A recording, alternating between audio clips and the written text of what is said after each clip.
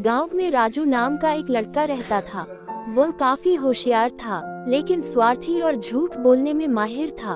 उसकी बहन नीलम हमेशा उसे समझाती कि झूठ बोलना गलत है, लेकिन राजू उसकी बातों को मजाक में टाल देता। एक दिन राजू मेला गया। उसने झूठ बोलकर और चालाकी से एक सुंदर खिलौना जीत लिया। घर लौटकर उसने माँ को गर्व से यह बात बताई। हाँ माँ, देखो देखो, मैंने मेला में झूठ बोलकर पर्स जीत लिया। वह आदमी तो मुझे पकड़ भी नहीं पाया।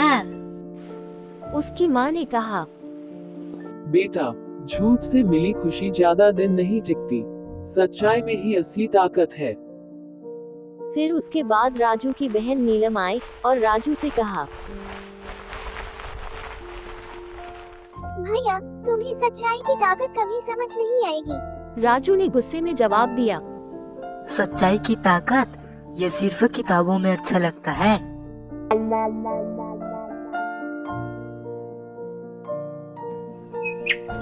कुछ दिनों बाद राजू जंगल के रास्ते से गुजर रहा था।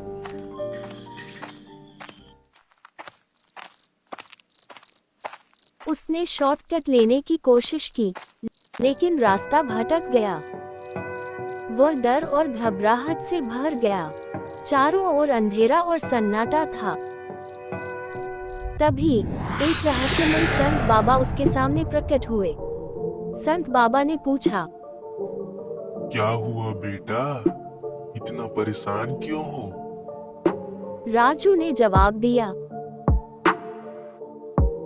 बाबा, मैं रास्ता भूल गया हूँ बाबा, कृपया मेरी मदद करो बाबा।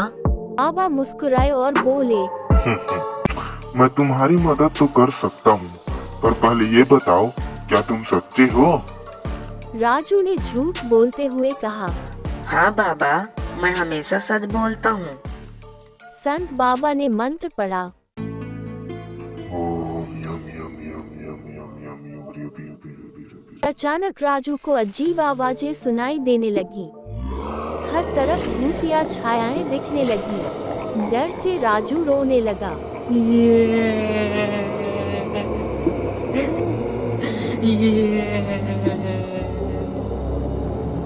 राजू की आवाज सुनकर नीलम और हो जाएगा। राजू ने रोते हुए कहा, मैं माफी मांगता हूँ बाबा, अब मैं कभी झूठ नहीं बोलूँगा।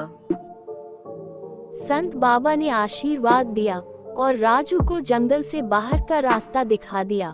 घर लौटने के बाद राजू ने माँ से कहा, अब मैं समझ गया माँ कि सच्चाई में कितनी ताकत होती है। नीलम ने हंसते हुए पूछा, अब तुम मुझसे झूठ नहीं बोलोगे, है ना?